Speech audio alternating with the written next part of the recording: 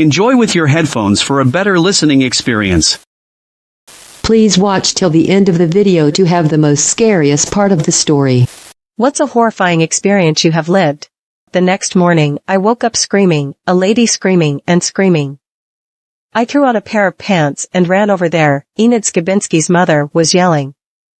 Enid had hung herself in the closet, using the tie from a bathrobe, hanging from the cloths rack. I ran in a panic back to my room, got a razor knife and slashed the towel tie. Her body fell like a dead weight and flopped down like a bunch of dead fish, with the same sound. Her mother was screaming, "What kind of people are you?" I was in a state of shock. I got a bedcloth and put it over the body and got out of there. Her body was cold to the touch, pre-rigor mortis. Flaccid and lifeless. That gave me PTSD for 2 years. The rest of the semester I was a reek. I got some downers from the UMass Medical Center and a big bottle of wine. I was not drinking before this. This started my using alcohol to manage my mood. 147. When I was 16, I was going through something mental. I would constantly sneak out at night and ride my bike to just do some random thing.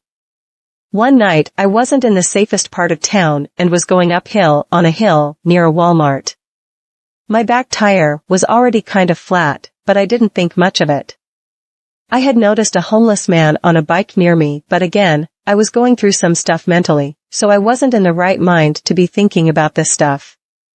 For the record, I am female, and even though I dresses like a boy with dark pants and a hoodie, you could still tell that I am pretty skinny, so there's not much of a chance I could kick some ass in a fight. I noticed the homeless man was in my tail, and intuitionally, I could sense he was not there for good reasons. I biked as fast as I could uphill, and he was gaining on me. I quickly ran into someone's driveway and hid behind a car. I'm glad my quick thinking saved me, because he just rode on past me. I stayed there for a while until I felt it was safe to come out. Scariest night. I hate to think what he could have wanted from me. For the record, which was 2 years ago, and since then I have been medicated, have support from my family and friends, a wonderful BF, and an excellent job. I'm happy and healthy, smiley face. I know this isn't as scary as some of the posts, but just thought I'd share. 147A. When I was about 9 or 10, my parents went out to eat, and left me at home by myself, because they were only going to be gone for about 2 hours, and they thought I was old enough to stay at home alone. For the first hour, everything was going okay. I mainly just stayed in my room and listened to some music I liked at the time and played my Xbox. However, about 10 minutes after I went into my room, I heard a loud thud come from outside my window right next to my bed. I walked over and opened my bedroom curtains to see what had happened, but there was nothing there. Since I didn't have a phone of my own then and didn't know how to work on my house's home phone that hung on the wall, I got in my bed, shut all my curtains, and turned all the lights in the house on. Probably not a clever idea in retrospect, because if there actually was someone that would have been a giveaway, I was there. Anyways, I got underneath my blanket and fell asleep, still not knowing what was outside my house. The next morning, my mother woke me up and asked, "Hey, why were all the lights turned on when I got home last night?" "We turned them off when we left." I explained what had happened, and my mother asked if I knew what had hit my window. I told her I had no idea, because I was too afraid to look. So, she took me outside and we went to the side of the house where my bedroom window was on. Since my mother had a garden there, we had to rummage through some leaves to actually look to find anything. The whole time, I was deathly afraid of something hiding in the bushes waiting for us. Then, all of a sudden my mom stepped on something that she knew wasn't a plant or something she grew in the garden. Lo and behold, a bird has flown into my window and gotten itself killed in the process, which is why I didn't hear anything else the remainder of the night. My mother picked up the bird and asked, "So this was the big scary monster that was banging on your window?" I was relieved to know it was only a bird, but looking back, that seriously messed me up for a while. Being young and all that, I was afraid it would happen again. Luckily, it never did. I'm no longer afraid of sleeping by myself, but after that, I was shaken up for a few weeks. 148. Well, I was not old enough to remember it, but when I was born the nurse accidentally hit my head on something and I had a blood clot on my brain.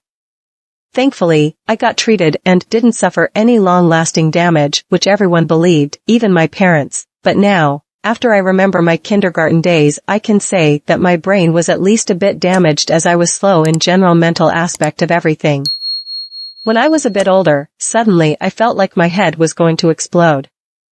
I don't know if you had some type of drug, but I believe the feeling would be like that, but my mind was so clear from then on. Typically, I was a straight F, but from then on I got great grades, and wasn't withheld from going to elementary school, as I was supposed to be. I'm no doctor, so I'm not sure if it is possible, but I think my brain fixed itself. Thinking of it, no I get heebs-jeebs. 149, I snuck out one night when I was 13. I had to use a different phone and basically wasn't able to call myself an Uber to get me to where I needed to be. A car was constantly looping around me. I kept on seeing them every few minutes. Finally, they stopped, and it was a younger guy inside, but it was like 2 a.m. He asked me if I was okay and if I needed a ride, so I accepted, because I was getting desperate. I took pictures of his license plates and was on a call with friends the whole ride, but those were the scariest 14 minutes of my life. 150. In 2002, when I was 8 and before cell phones had service in my neighborhood, I was staying over with my godparents in the country. They usually invited me over for a long weekend once a month. Their home was my home and their kids like my cousins. I slept in their gun room. Western Boone is on a large ranch. It wasn't unusual, and was woken up by a weird shuffling sound around midnight. I roll over and in the doorway is a person on their knees backlit by the hallway nightlight. I couldn't see their faces. The person crawls in and sits at the foot of the bed, just sitting silently. I can't remember the next events, but eventually, the shadow is molesting me. I'm terrified, so I threaten to scream, and the shadow tells me they have a gun, so just lay there. The shadow escalates, and I guess my little brain weighed the consequences, and threatened to scream again, gun or not. Shadow backs off the bed and out the doorway, the shape looking like it was facing me the whole time. It sat in the backlit doorway for what felt like another 30 minutes before closing the door. I didn't sleep again that night, staying in that room till my dad was due to pick me up. Later, after a mental breakdown, my parents confronted my godparents and told my mom that their son was just tickling me awake. Honestly, the experience is whatever now, but sometimes I still shoot up in bed and think I see a black silhouette kneeling in my doorway. It's crawling. 151. It's not necessarily horrifying in a scary way, but like who let this woman do this? I have soft cartilage so I can fold my ears, with no pain I might add. Now I was in 4th grade, and we had a sub that day. I was just lollygagging around, folding my ears and being proud of their flexibility. The sub came up to me and told me not to do that as it would break my ears. I tried to explain 1, it didn't hurt me 2, my mom has been doing it for 33 years, and 3, I have been folding my ears for a year, with no problems. I was shut down immediately for being disrespectful and was told to go back to my work. Hours later, I forgot about it and came back from recess, both ears folded. The sub looked pissed and looked at my ears and flicked them open and walked away. It hurt like hell, and she never got in trouble for that. My ears were bruised for a week, and I literally am terrified of people touching my ears. 152. This happened around 7 years ago, when I was in high school. It was 12 a.m. and I was going to bed at this time, because I had classes the other day. Around a half hour after I woke up scared, and then I saw a shadow in the corner of the room. It was too tall, like 6 feet 6 inches tall, and I got a lot scared, and I couldn't move, like sleep paralysis. It started moving through the whole room and then it came to my bed and sat in my stomach, and I felt a lot of pressure. This took around 5 minutes long, but it felt like hours. After it finished, I couldn't sleep too much that night, and the other day I went to school, but I was sick and tired because of the last night, and my partners just told me to stand up for doing things and help them out. That happened a few times, and then it didn't appear anymore. Thanks for reading this up. 153. About 3 years ago, I came out of my house, English cul-de-sac, just about to walk my dog. I heard a blood-curdling scream from a woman. Having no idea where it came from and my heart now in my throat, I now could hear, "No, no, no, please, no." Okay, so now I'm proper scared. I came to a house with large iron gates at the end of the street and could hear the woman in there still shouting. I'm tired of the dog going to the gate and jumping over. To this day, I've no idea how I cleared this 8-foot fence. I saw 2 greyhounds literally ripping a cat in half with the woman pulling on one dog. Luckily, the dog she was holding let go when it saw me standing there. I shouted to get the dog in the house. I held on to the other, cat still in mouth. She got a muzzle and helped me get the dog under control. Okay, now that's not all. She's in bits and in shock. She says there's a box in the house. I go in, dog's now calm. I pick the box up and a billion pins fall to the floor. Now I've got to pick every one up for the dog, not to step on them. I spin round only to see the grill is on fire. The woman had let her toast burn. I sort that out, calm her down, go straight home, and the shock then engulfs me. 154, was staying the night at my friend's house when we were both 17. She lived with her grandmother. It was important to us because the nan was away, so we were alone. Did the usual geeky teen girl stuff, talked about ninjas, played some MK, this was the late 90s, and had pork chops, then stayed up late. We were sleeping in the lounge and around 2, she prodded me awake, saying she could hear something outside, like people's noises. I listened and kinda agreed there was something there, but I reckoned it was a cat or the wind. Then tap, tap, tap. Quiet, almost didn't hear it at first. Tap, tap, tap. Somebody was tapping on the window. It didn't sound loud enough to be intentionally tapping for the sake of waking us. Eventually, after a good 10 minutes of this, sitting there kinda freaked out, kinda unsure what to do, keeping silent, it stopped. We decided it had to be a tree or something. Not a person. Next morning, we found footsteps in the garden dirt, one set facing the window where the tapping came from. We still chuckled about it. At the time it was a tad unsettling, especially since it was a really safe neighborhood full of grannies and sweet widowers. My friend was a green belt in ninjutsu. She would have kicked him if he'd made it inside. 155, age 15. I lived in an apartment complex that was fenced in, but not well. Me and my sister decided to get some air. She stayed next to the front door, but I walked a couple steps out on the sidewalk. We were talking and stuff when I turned and saw a man in the bushes. Instincts kicked in immediately and I looked away. Whoever he was, I'm fairly sure he was naked. Bushes covered his bushes. I pretended like I didn't see him and casually walked back to my sister. Once out of sight from the bush, I whispered to her that we needed to go inside, now. I can't even explain what happened. It was so surreal. It haunts me every now and then, wondering what he would have done if he knew I saw him. Or even if he was harmless, if I was cursed to see anything I did not want to. 156, I would assume these counts as creepy, more unexplained. I woke up this past May around 1 a.m. in what I could only describe as that whooshing feeling that they have in movies right before the actor wakes up all alarmed and panicked. It was like a jolt that shocked my system and immediately I had this sense of dread. I couldn't pinpoint anything out of the ordinary, so I tried to go back to sleep, finally did around 4 to 5 a.m. I told my mom about it later on the phone and she too had woken up around that time with intense anxiety and just fell off. Turns out my husband committed suicide that night around that time. Super unsettling, to say the least. 157. I was walking from a club to the bar I was supposed to meet a friend at, but I was wrong about where the bar was. The sidewalk was packed with people, and while I stood there trying to remember where the bar actually was, a guy started trying to sell me weed. I said I don't smoke weed, so he switched to promising he could get me coke. I just needed to follow him down a nearby alley, lol. Keep in mind, this was in the middle of a crowd. I kept refusing, and eventually walked off, because I was quite sure the club must be around the next corner. The guy didn't say anything, but started openly following me. I got around the corner and, it was a block of tiny apartments, so nobody was in the street.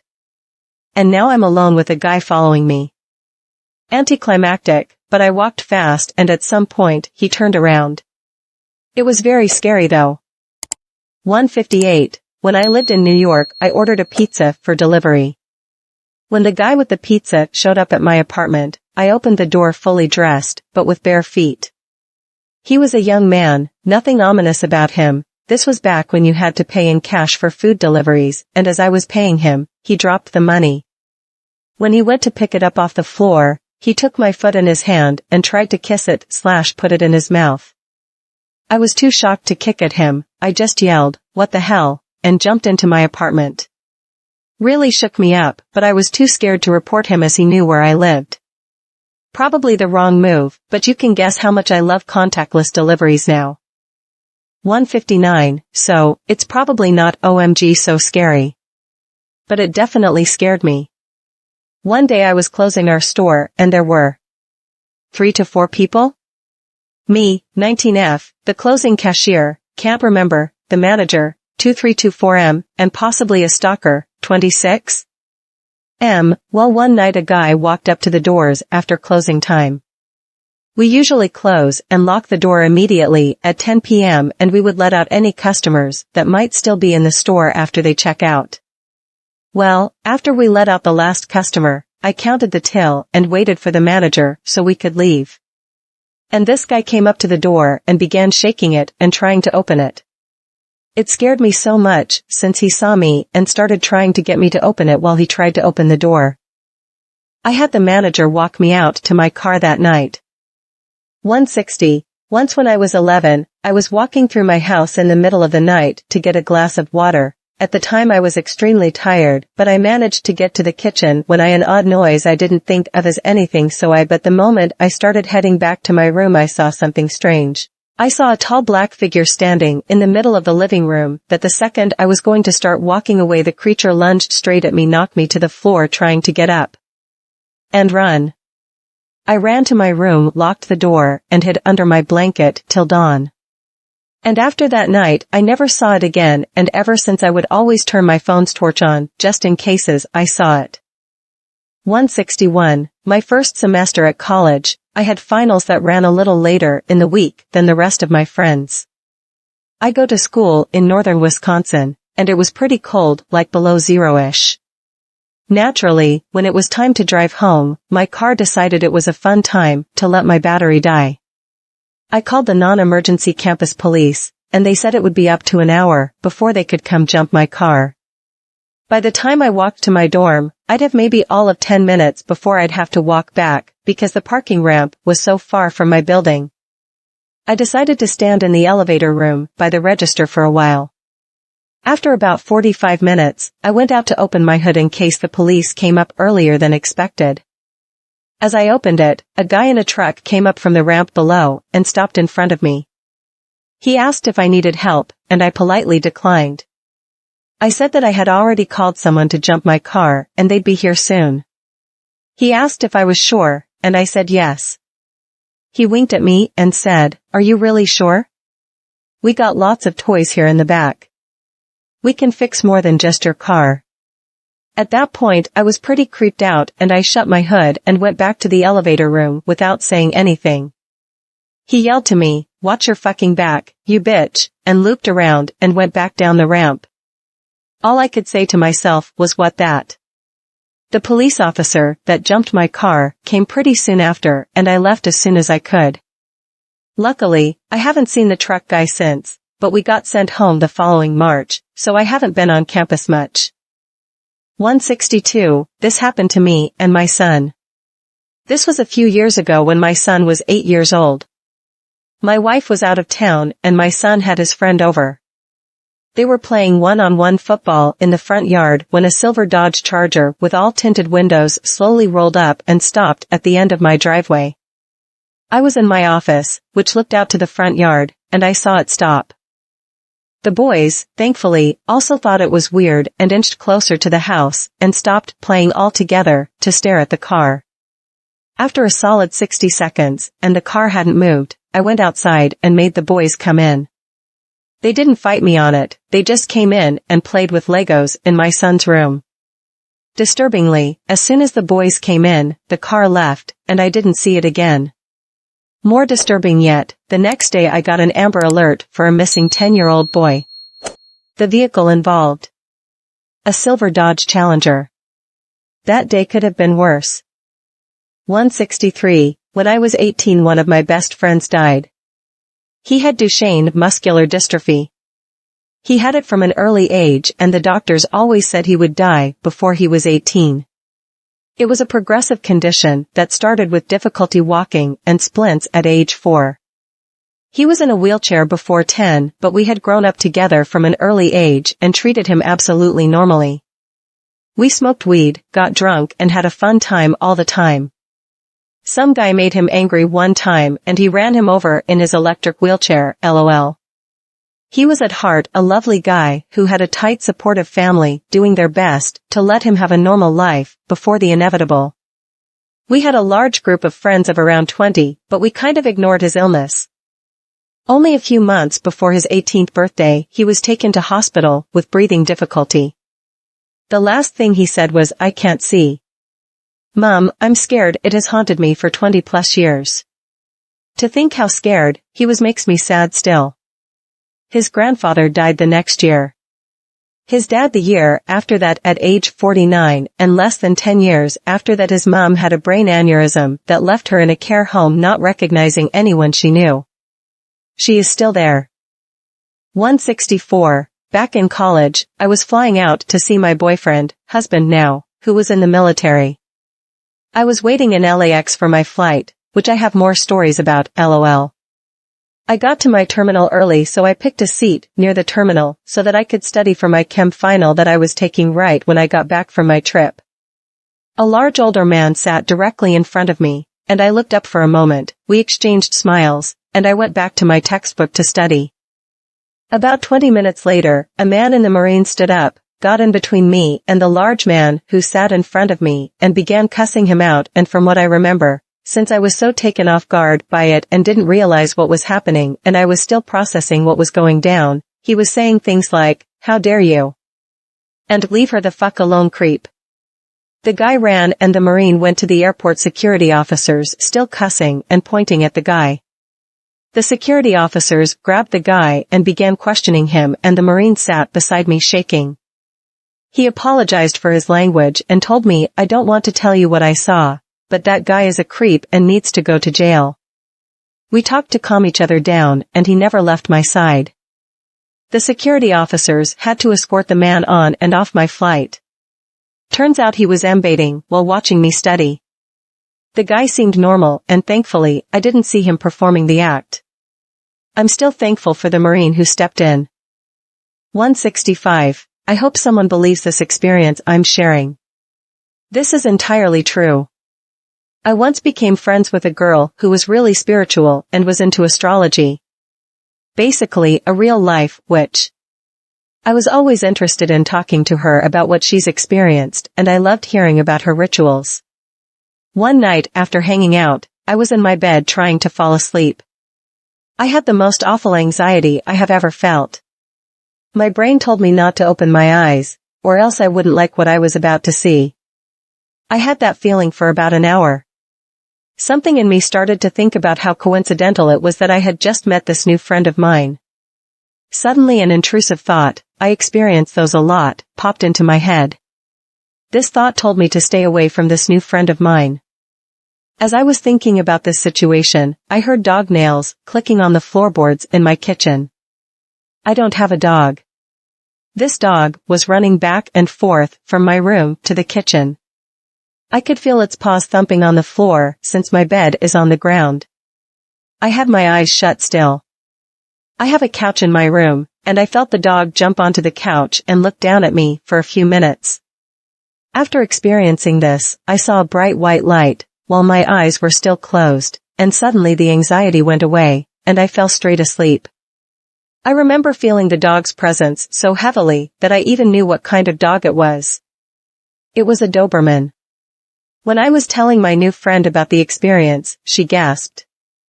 The kind of dog that was terrorizing me was actually the type of dog that follows a goddess my friend is frequently in contact with. Apparently during one of her rituals, she had opened up a door to allow some malicious entity through, and this entity followed me to my home to terrorize me. The reason I had the experience with the dog was because my friend's goddess was protecting me from that malicious entity. I don't necessarily believe in any religions, but I do believe in spirituality. And I know this experience was real. I even avoided telling my boyfriend about it, because I wanted to see if he might bring it up to me, since he was sleeping right next to me that night. He eventually brought up his own experience, which was a heavy anxiety ended by the feeling of a dog licking his hand. He chalked it up to a dream, but I have a feeling that this entire experience was very real for both of us. 166. I used to live in a really bad area in Kansas City. We had a drive-by that resulted in 3 bullets hitting the outside wall and 1 coming in through the window. My fiancé was home with our 2 kids at the time. At the sound of the first bullet, he dove for them, and they hunkered under his desk. The 3rd bullet was the one that came through. Had he been standing, he would have been hit in his shoulder/head. A week later, a man was killed next door. And about a month after that, a woman lit her man's boxers on fire because she caught him cheating. Their house was next door, and it nearly caught ours on fire too. I'm so glad we moved. 167. I had just turned 14 to 15, it was summer, and my uncle was having his engagement party at a restaurant. We had a private room at the back, but some family members were outside the building on the outside chairs smoking etc. It was about 11 at night when a lady from Birmingham and her boyfriend approached us. I'm sitting outside too, she does all the talking. Just saying she's tracing her family history, and is this a good place to eat dinner at first? The families were pretty drunk so they're friendly, and she zones in on me. You're so beautiful, you look much older than 14, what's your name, your accent's beautiful, give me a spin in your dress sweetheart, whatever. She was so friendly nothing fazed me. Eventually, she said she'd love to hear someone with my accent sing so she started recording me to show her friends back home. While I sang etc. The whole time her boyfriend's just looking at me up and down. Eventually, I get kinda scared cause she made me stand up and she put her hand at my waist, literally not letting me move and kind of pulling me with her. She was pinching me and pulling at my dress and stuff, being very creepy and inappropriate, asking me for all my social media and details about my life and that I'm just so gorgeous. Look at that body. To understand this next part, you need to understand the scenery. The restaurant is just across the street from a huge empty parking lot right next to the water, seaside area, and it's always pitch black at night, there's no lights, it's just for people to park in the middle of town. She tells me she's staying in a caravan in that parking lot. I literally cannot see her caravan, it's that dark, but she tells me it's there. My dad after like an hour of this comes out of the back room and outside. Freaks out and drags me away from her into the private party, where she can't get to. That should have been the end of it, but a cousin on my uncle's fiance's side approaches me about 30 minutes later. We obviously don't know each other, it's my first time seeing her, and she tells me your mom told me to tell you she's here to pick you up. Her car's parked in the parking lot across the street. If it wasn't for the fact my parents are divorced and it was my dad's night, so my mom didn't even know where I was, I maybe would have went out there. She was clearly trying to get me alone in her caravan. Why is the scary part? The way she spoke to me, and he looked at me, and the videoing, I'm assuming it was sexual reasons. But whether I would have gotten murdered after or taken somewhere, I just don't know. 220, someone followed me home. By some miracle, my brother had gotten home from. Thanks for watching. Please comment, like, share and subscribe. The Internet Surfer on YouTube for more horror and scary stories.